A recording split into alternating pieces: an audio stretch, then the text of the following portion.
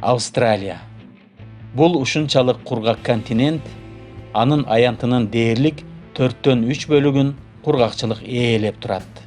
Бул жерде дайыма чөлдөр кургакчылыкка дуушар болуп, нөшөрлөгөн жамгырлар жаап жана баарын кыйраткан өрттөнүү да болуп турат.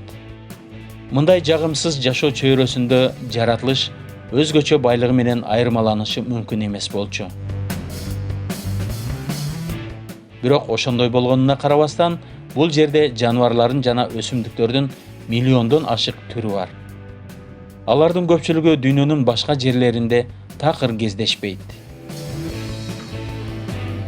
Бир күндө 24 саат бою өсүмдүктөр жана жаныбарлар дүйнөсү тирүү калуу үчүн күрөшүп, жан үрөп жашап келишет.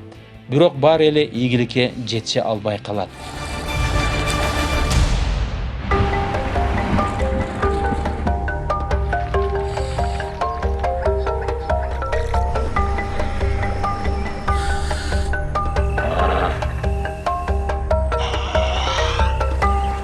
Жапайы жаныбарлар 24 саат бою.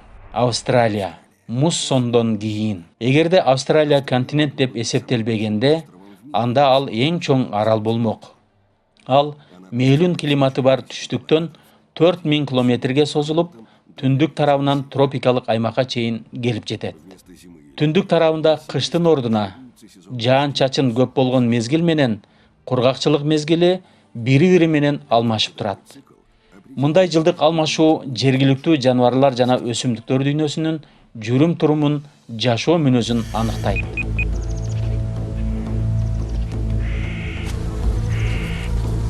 Кургакчылык мезгилдин башталаар алдындагы таңдын атышы.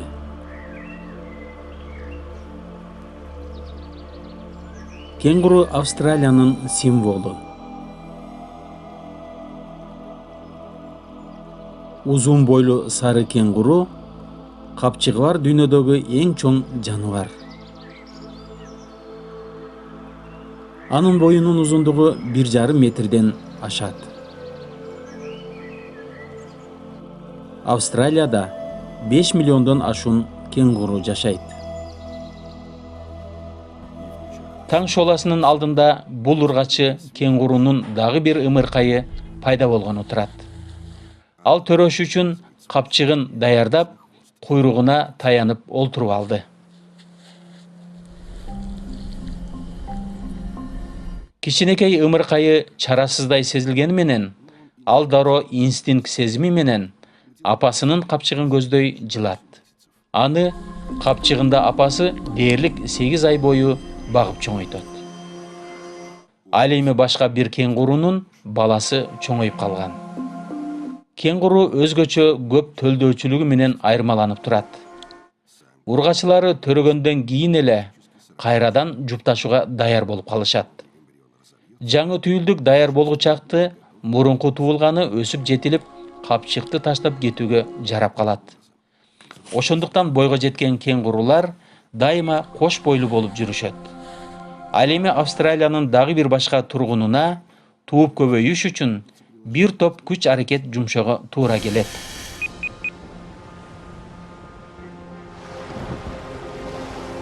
Перт шаарынан 2600 чакырым алыстыкта Рождество аралы жайгашкан. Бул алыста жайгашкан аймактын көпчүлүк бөлүгү тропикалык токой менен капталган. Жаан-чачын мезгилдин бүтүп баратышы кээ бир жаныбарлар үчүн убакыттын өтө аз калгандыгын билдирет.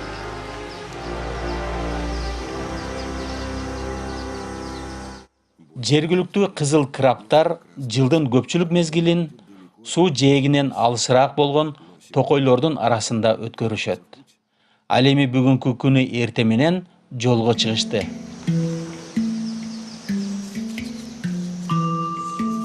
Бул эркек крабтар жупташуу үчүн океанга бет алышты. Буларга окшогон миллиондогон шериктери эчак эле кетип калышкан. А булар быйылкы жылда жөнөгөндөрдүн акыркылары. Алар бир болсо кечигип калышы мүмкүн. Кадимки унаалар жүргөн жолдор алардын жүрүшүндөгү биринчи тоскоолдуктар. Адамдар крабтардын дөңгөлөктүн астында калбасын деп кам көрүшкөн. Бирок алардын көбөйүү каалоосу сак болуу сезимин басып кетет. Ошентип кээ бир жолоочулар максатына жетпей эле каза болушат.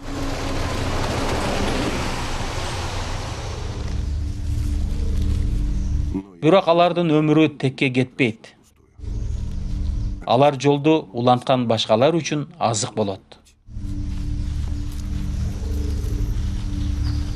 Жолго чыккандар көздөгөн жерине жетиш үчүн күнүнө 1,5 чакырымдан ашык жолду басып өтүшү зарыл. Австралияны эвкалиптик бийик дарактуу токойлорсуз элестетүү такыр мүмкүн эмес.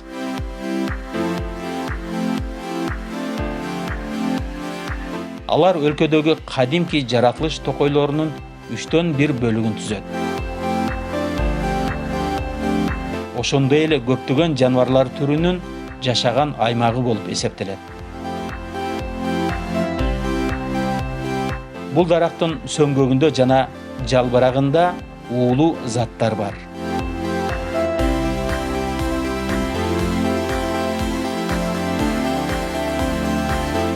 Бирок бул дарактан континенттин дагы бир символунун жашоосу көз каранды. Коала деп аталган жаныбар. Баласы экөө эрте мененки салкында тамактанып жатышат. Ал өтө тыкан. Ага эвкалипт дарактарынын 350 түрүнөн 20сы гана ылайыктуу. Бул жаныбар өтө узун туюк ичегисинин жардамы менен жалбыракты жакшы сиңирет. Ал тургай ушундай кичине баласы да уулуу болгон жалбыракты жеп көрөт. Бул жалбырактарда тез күйүүчү эфир майлары көп болот. Токойду кыйратып ичүүдөй болгон катуу борон чапкын болгону турат.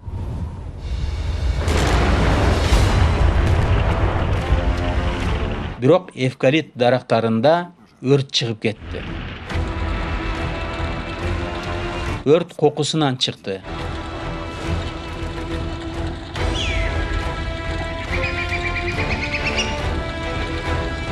Айры куйрук куштар учуп кетишет. Ал эми вамбат деп аталган жандык болсо ийнине кире качат. Бирок ал жака деле түтүн кирип барат. Өрттөн кийин пайда болгон күлдөр Австралиянын топурактарын жаңыртып, жаңы эвкалипт дарактарынын чыгышына шарт түзүп калат. Дарактын асылып турган сөөгү оттун табынан улам жарылып, андагы даны байытылган топуракка түшүп калат. Бүгүнкү өрт эртеңки боло турган жаңылануунун себепкерлери. Токойдун келечегинде бул чоң мааниге ээ. Болгон окуядан кийин токойдун арасында жашаган кээ бирлерге өздөрүнө гана ылайыктуу болгон тамак табып жегенге мүмкүнчүлүк алат. Намбата деп аталган жаныбардын узун тили массалык кыргын салуучу курал сыяктуу. Анын тили илешкек шилекей менен капталган. Бул жаныбарды капчыктуу кумурска жегич деп да атап коюшат. Бирок анын негизги азыгы көзү жок кумурскалар, термиттер түзөт.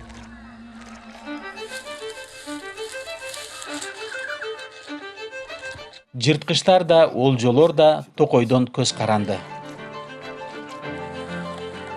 Термиттер дарактын өзөгүн жешет, а намбаттар болсо термиттерди жейт. Күнүнө 20 000 дананы жеп коет. Капчыктуу кумурска жегичтер термиттердин уяларына терең кире алышпайт. Ошондуктан сыртында күтүп турушат. Эрте менен эрте термиттер жанданып калышат, а намбаттар ошол учурдан пайдаланышат. Термиттер токойдо болгон өрттөн пайдалуу нерсе алганды жакшы билишет. Алар жапа чеккен дарактын өзөгүнө оңой жетишет. Өрт термиттерге бир эле учурда зыяндуу болгону менен пайдасы да бар.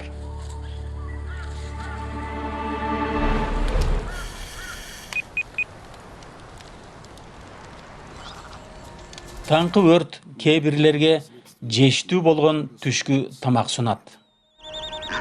Курт кумурскалар үйүн таппай туш тарапта чачырап жүрөт. А ибис аттуу куштар болсо, жер муздай элегине карабастан мүмкүнчүлүктү кетирбей аларды терип жеп жүрөт. Вамбат деп аталган жаныбар өрттөн сак калды. Бирок өрт анын азыгы болгон жапайы чөптөрдү күйгүзүп салды. Өрттөн аман калган жаныбарлар качкын болуп калышты. Эми алар жашоо үчүн өздөрүнө жаңы үй жана азык оокат издөөгө аргасыз болушат. Бактыга жараша Аллах Таала Австралиянын жаныбарларын тапкыч жөндөмдүү кылып жараткан. Ошондуктан кырсыктан кийин да жашоолорун улантып кетишет. Күйүп өртөнүп бүткөн токойдо дале болсо кээ бир жашыл аймактар калган. Билабонг көлмөсү бул дарыянын негизги нугунан өзүнчө ажырап суу топтолгон жер. Андагы көлчөктөр бир караганда кичине болушу мүмкүн. Бирок жаан-чачын көп болгон мезгилде суунун тереңдиги 5 метрге чейин жетип кетет. Көпчүлүк сууда жашоочу жандыктар үчүн Билабонг тузак болуп калышы мүмкүн. Бирок ошондой болгонуна карабастан, кургакта жашагандардын көпчүлүгүн ал өзүнө тартып турат. Балыктын бул түрү асманды көздөп, бир нерсени атканы турат. Чаар ала жаактуу балык абага сууну чачуу менен өзүнө азык табууну өздөштүрүп алган. Ал оозу менен 1,5 метр алыстыкка чейин сууну атып, курмандыгын сууга түшүрө алат. Булар түндүк Австралиянын суу менен көзгө атар мергендери. Бир караганда жетпөчүдөй көрүнгөн азыгы оңой эле саарлыкка тамак болуп берди. Мындагы тунук эмес сууда башка дагы эзелтен бери жашап жүргөн сойлоочулар бар.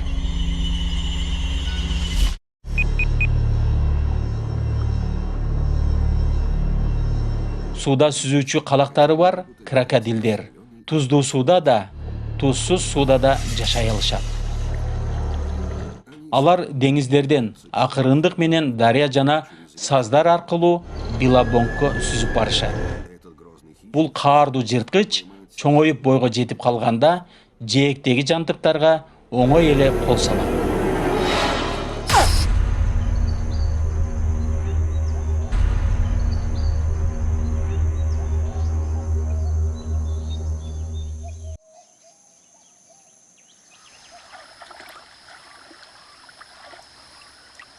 Жумурткадан жарылып чыккан крокодилдердин балдарынын 1% азырагы гана эрезеге жетет. Бактыга жараша бүгүн турналар суунун деңгээли түшүп калгандан улам башка азык менен алек болуп калышты. Мүмкүн кичинекей крокодилге жаңы үйүнө жетүүгө мүмкүнчүлүк болуп калар. Бирок аны каалаган учурда жеп коюшу да ыктымал.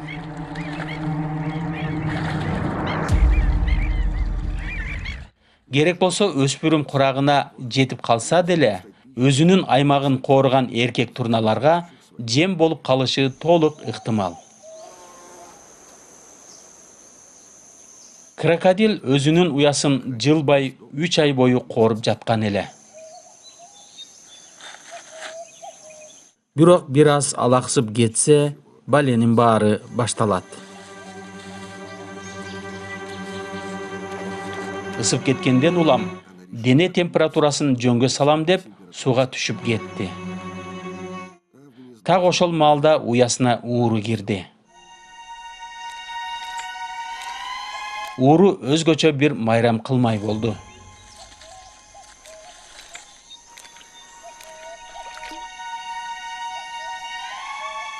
Уурудан эч нерсени жашыра албайсың.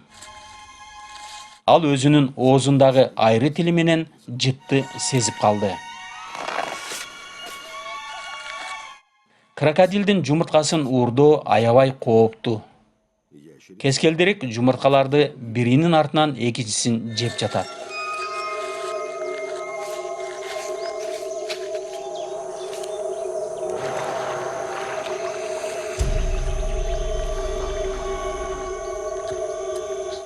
Бүгүнкү кылмышы ууруга акыркы болуп калышы мүмкүн.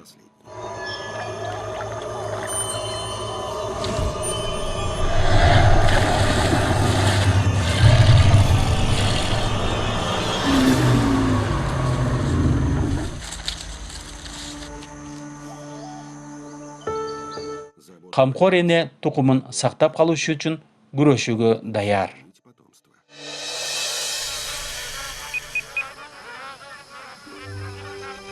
Жаан чачындуу мезгил ар кандай өсүмдүктөрдүн дүркүрөп өсүшүнө шарт түзөт.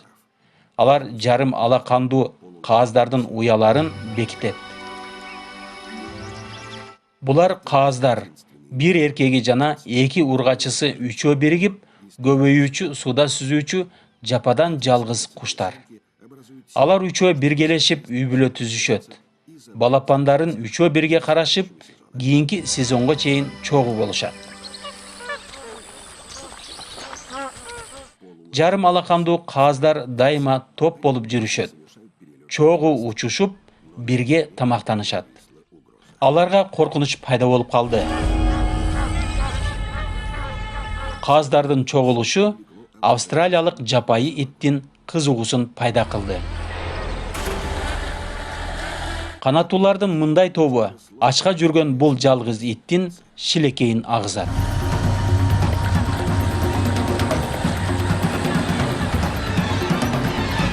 Бирок итке аларды тутуу кыйын болот.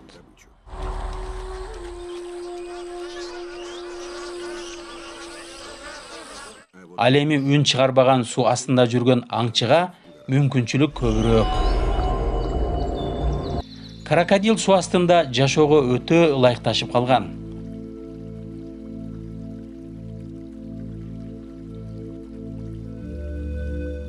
Ал жашыруун байкаштырганды жакшы өздөштүргөн.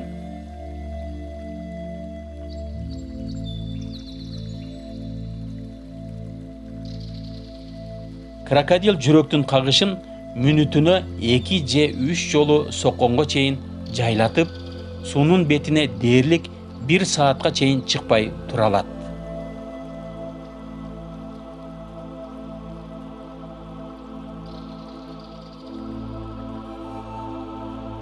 Көзү жалтыраак болгондуктан көрүү мүмкүнчүлүгү бар. Жырткыч суунун үстүнө чыкканда анын үстүнкү бети гана көрүнөт.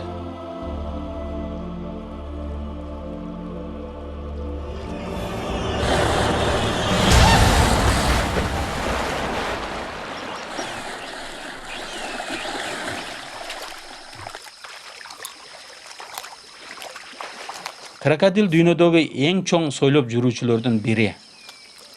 Жарым алакандуу каз ал үчүн жеңил тамак эле.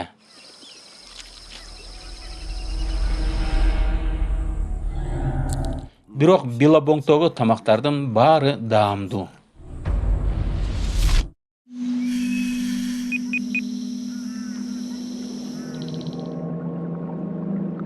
Көнөк баштар жагымдуу тамак катары каралат. А бирок так ушулардан оолак болушат. Барамунди деп аталган балык эч нерсени ылгабай жейт. Бирок бул көнөк баштар кооптуу. Анткени алар уулуу. Жашоо өмүрүнүн бүт баарында, кичинесинен баштап чоңуна чейин.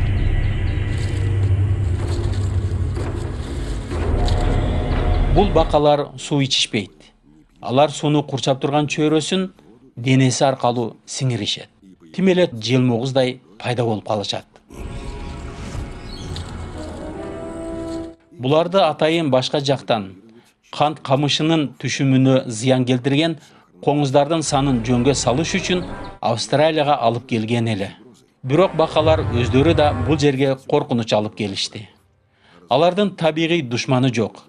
Алар жылдын бардык мезгилинде тууп көбөйүшө берет. Алар өлкөнүн түндүгүндөгү бүт аймактарын басып кетти. Жаратылышка кыйратуучу таасирин тийгизип келет. Бакалар коркпос. Алар иттин тамагын жакшы көрүшөт.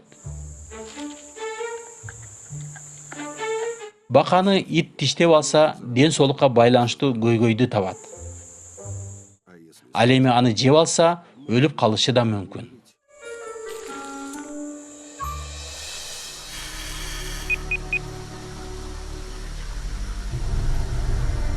Түшкү маалдагы абанын температурасы 30 градуска жетип кетет. Ошол учурда дарактардын көлөкөсү да жардам бербей калат. Керек болсо австралиялык жаныбарларга да күндүн ысыгы кооптуу болушу мүмкүн. Суутуп муздатыш үчүн кеңгуру колдорун тили менен жалап жатат. Шилекейлери бууланып кетет да денеси муздай түшөт.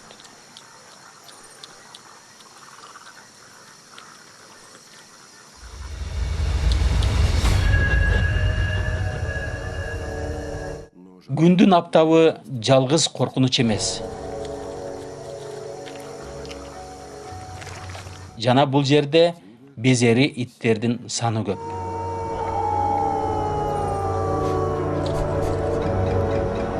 Кеңгуруну коркутуу оңой.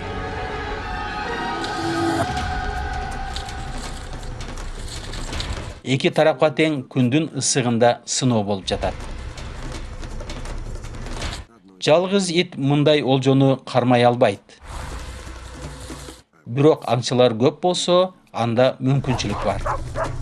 Качуучу тез чуркайт, бирок анын артынан куугандар көп.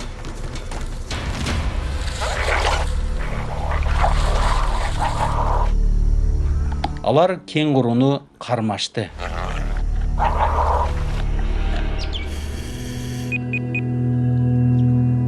Нымдуу тропикалык токойлор Австралиянын ээлеген аймагынын 1% да азын түзөт. Бирок анда өлкөнүн жаныбарлар дүйнөсүндөгү сүт эмүүчүлөр жана канаттуулардын 30% жашайт. Айрымдар жан чачындуу мезгилдин бүтөр учурунда тууп көбөйүшүп баштайт. Башын ылдый каратып, буту менен асылып туруу оңой эмес. Бул жарганат бутакка асылып тууганы жатат. Жана жердин тартуу күчү ал тарапта эмес.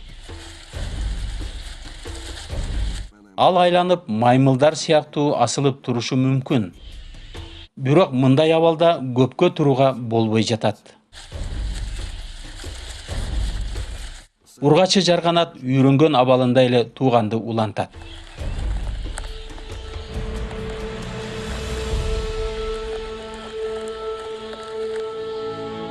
Жарганаттын жаңы мууну пайда болуп келатат. Ал азырынча уча албайт. Анын сөөктөрү каткычакты, баласын апасы коргоп туруусу зарыл. Ага 1 жума убакыт кетет. Бирок бул жерде коопсуздукту камсыз кылуу оңой эмес.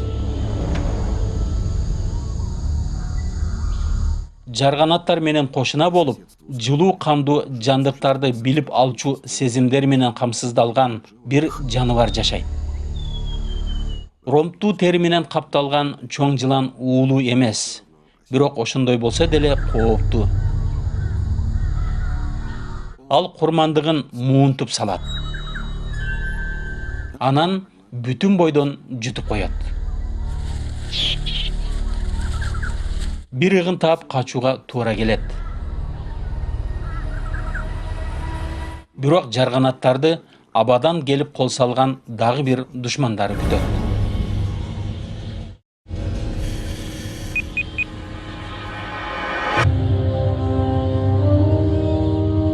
Жарганаттын күндүзгү уйкусу оройлук менен үзгүлтүккө учурашы мүмкүн.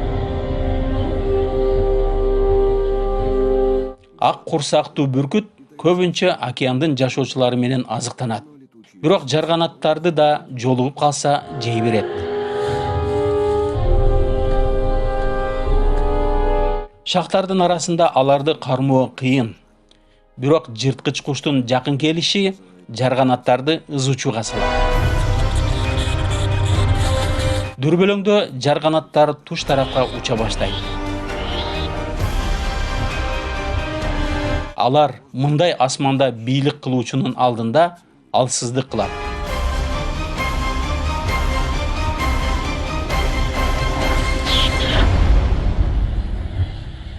Бүркүт жарганатты ийгиликтүү кармады да мыс Нью-Йорк түшүмдүү жээктерин көздөй жөнөдү. Материктин чыгыш жээгин бойлой созулуп жаткан тирүү организмдерден түзүлгөн дүйнөдөгү эң ири табигый тосмо бар. Булар тосмо рифтер. Анын узундугу 2300 километрге жетип, болжол менен Италия өлкөсүнчө чыгат. Риф өтө көп сандагы жаныбарлардын жашоосун колдойт.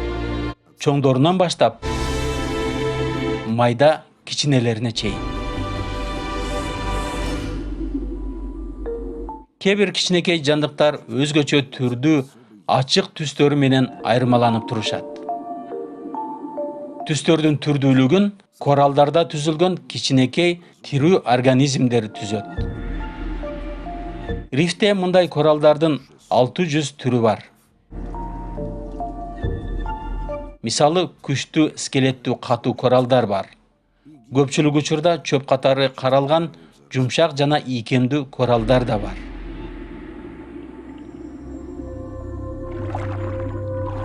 Эгерде коралдар рифтердин чөбү болсо, актиниялар алардын гүлдөрү. Бул достукту анча жактыра бербеген жандыктар сезгич учтары менен тирүүлөрдү шалкылып коет. Бирок ошол эле учурда сирктин чатырына окшоп кеткен клоун балыктары үчүн баш калкалоочу жай болуп берет. Коноктун жашоосу симбиозго, башкача айтканда, экөө биргелешип жашоосуна байланыштуу болот. Алар жырткычтардан корголгон үй табышат.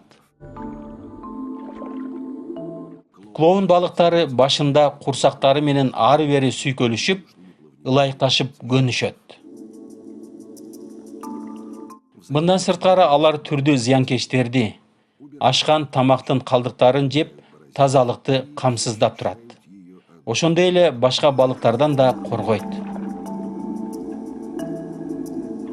Алар жалпы үйдүн коопсуздугу үчүн өз салымдарын кошушат. Алар эң сонун кошуналар.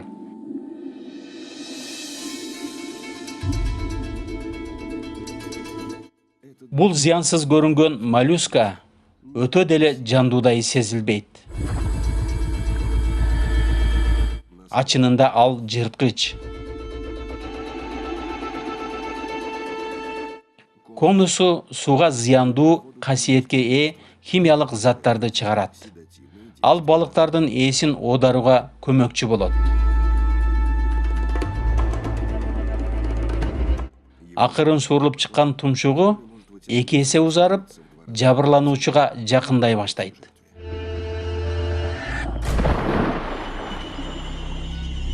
Андан кийин жетип тийип калганда 15 адамды өлтүрүүгө жеткен уусу бар тиши менен катуу атат.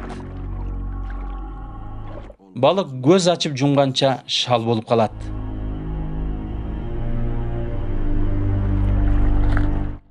Эми аңчы үлүл сыяктуу акырын кумга көмүлүп алып, бир канча күн тамагын сиңирип жата берет.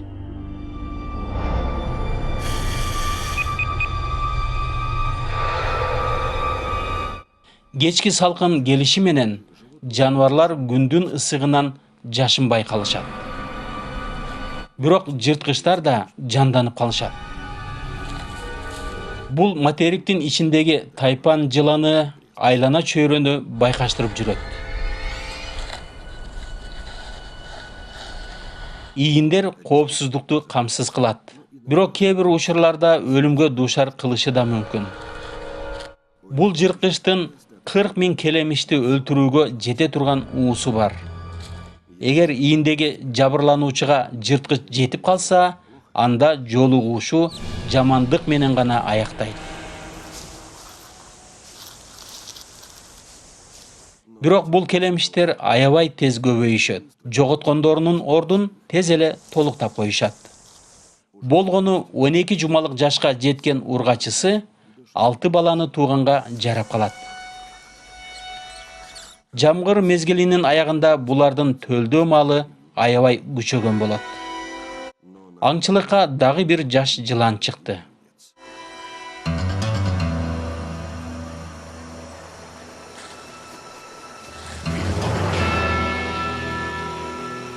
Бул кичинекей тайпан жаш, бирок бойго жеткендер сыяктуу кооптуу. Муздак кандуу өлтүргүч, чагылган сыяктуу сокку урат.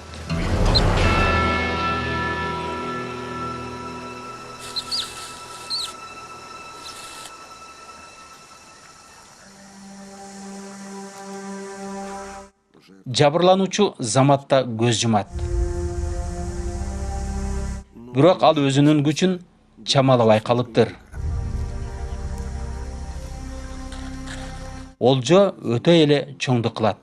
Бирок жылан башка курмандыктын жытын сезип калды.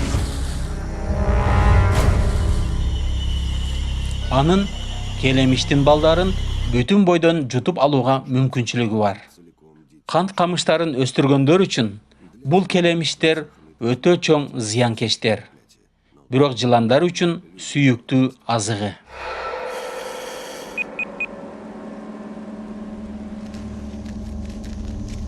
Рождество аралынын кызыл краптарынын маанилүү милдеттери бар.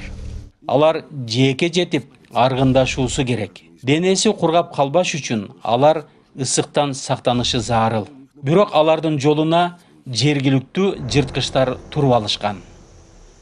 Сары ачуулуу жинди кумурскалар жердеги эң агрессивдүү түрлөрүнүн бири деп эсептелет. Алар абдан канкор жана өтө өжөр болушат. Эгерде аларга бирөө тийип койсо, жин кирген сыяктуу кутуруп кетишет. Ошондуктан буларды жинди кумурскалар деп коюшат. Кумурскалар санынын көптүгү менен жеңишке жетишет.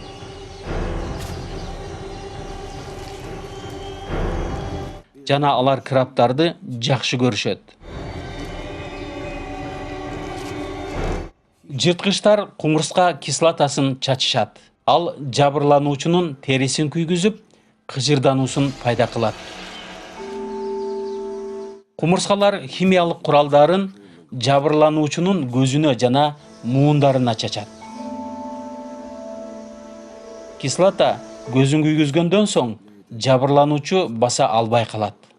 Акыры суусуз калып, кургап өлүмгө дуушар болот. Андан соң кумурскалар жабырлануучунун ички этин жей баштайт.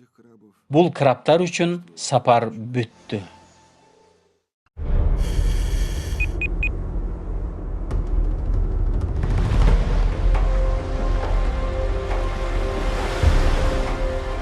Эгерде Рождество аралынын краптары аргындашууну кааласа, анда алар суунун жээктерине жетүүсү зарыл.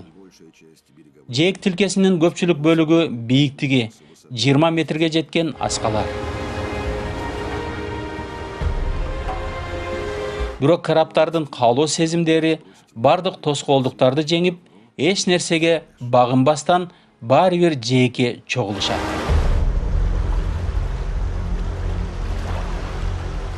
Булар быйылкы сезондогулардын акыркы тобу. Көпчүлүк туугандары тапшырмаларын аткарышып, кайрадан токойду көздөй жол тартышты. Деңиз суусу алардын суулуу, туздуу, тең салмактуулугун калыбына келтирет. Бирок бул краптар кооптуу абалда калышты.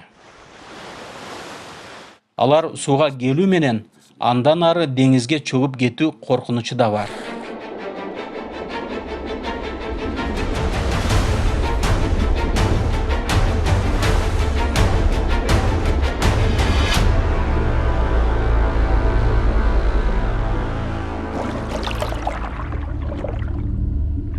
Мүйүз жонду балыктарды сый тамак күтөт.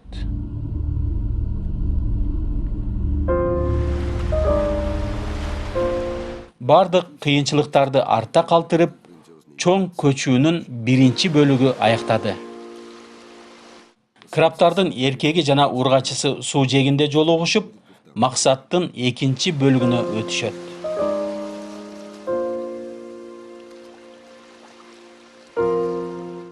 Ургачылары жумурткаларын чыгарып, андан кийин океанга кое беришет. Күн батканда ургачылары кайрадан токойду көздөй узак сапарга чыгышат.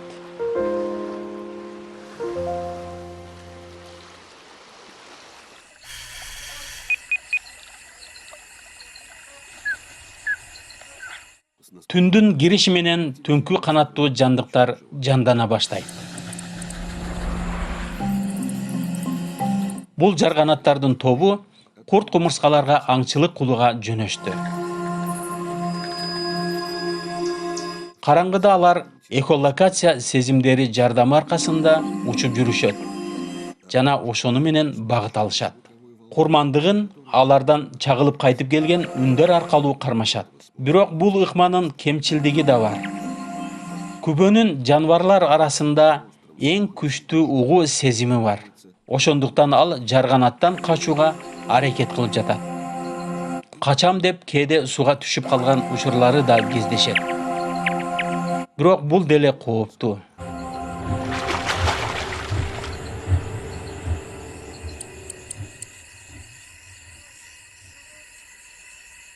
Жарганаттын башка дагы ыкмасы бар. Анын да угуу сезими аябай күчтүү. Ал эхолокациясын өчүрүп салып, күбөнүн канаттарынын кагылышынын үнүнөн ээрчип барат. Жарганат асманда каалгып учуп туруп, кол салууга даяр турат.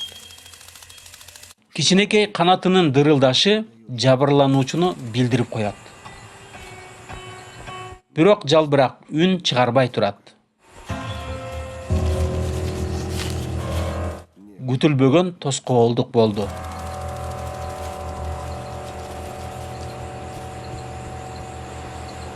Олжо кыймылын токтотуп, пысып калганда, аны караңгыда табуу кыйын болот. Бирок күбө көпкө чейин тынч тура албай,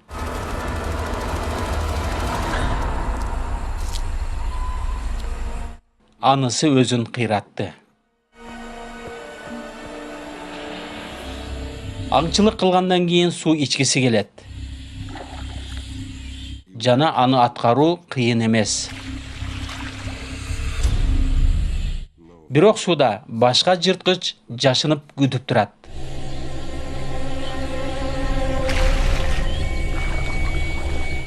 Куу тумшуктуу крокодил түндүк Австралиянын тургуну.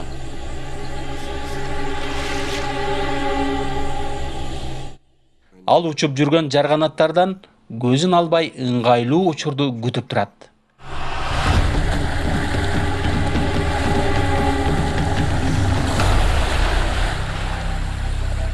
Албетте, чыдамкайлуулук сөзсүз сыйлыгын алат. Бүгүн аңчылыкка башка дагы бирөө чыкты.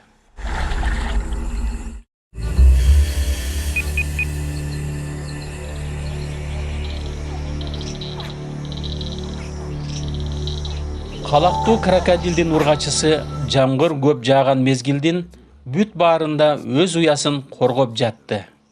Жана акыр аягы көптөн күткөн үндү да укту. Бүгүн эрте менен ал кууган ууру анын уясына кол салгандардын акыркысы болчу.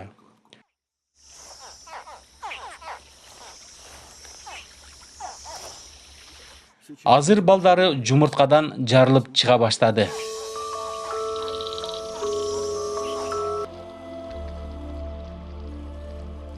Апасы аларга жардам көрсөтөт.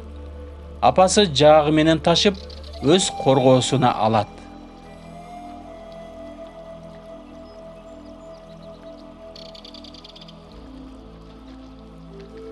Алар апасынын колдоосунда дээрлик 2 айча болот.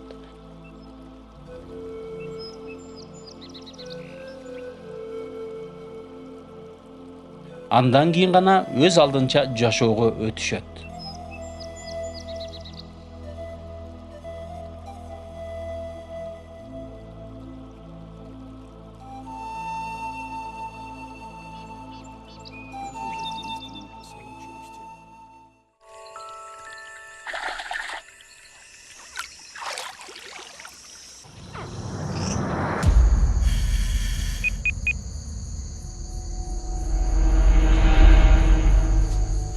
Жөргөмүш өзүнүн биринчи милдетин ийгиликтүү аткарды. Ал өзүнүн уругун калтырды.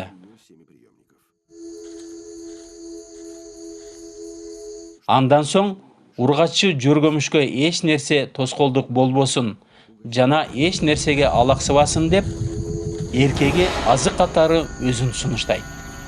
Ошентип жөргөмүштүн эркеги өлүмгө дуушар болот. Ургачысы анын курсагына ашказан шересин куюп салып жей баштайт. Эркек жөргөмүш жаңы муундун пайда болушу үчүн өзүн курмандыкка салды.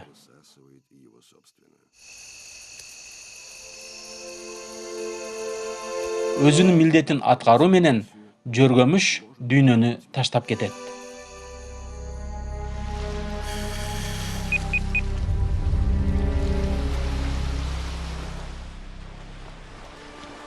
Таң атаар алдында жана айдын көрүнүшү кичирейип бараткан маалда Рождество аралынын жээктеринде жыл сайын маанилүү бир окуя болот. Бул ургачы крабтар жупташкан жана икраларын 2 жумадан бери жээктерде көтөрүп жүрүштү. Эми аларды таштоочу мезгил жетип келди.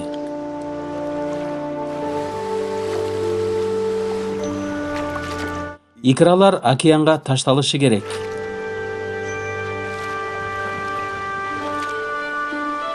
Ар бир эне урпактарынын аман калуусун эңсеп, бирок өз өмүрлөрүн тобокелге салат. Эгерде личинкаларына ийгилик жылмайган болсо, анда 4 жумадан кийин кадимкидей крабтардын балдары болуп калат. Андан соң, эгер суу толкундары крабтарды кайра чыгарып салса, анда алар да ата-энесинин артынан токойду көздөй жол тартышат. 4 жылдан кийин булар дагы өздөрү пайда болушуна себепчи болгон чоң көчүүгө катышат.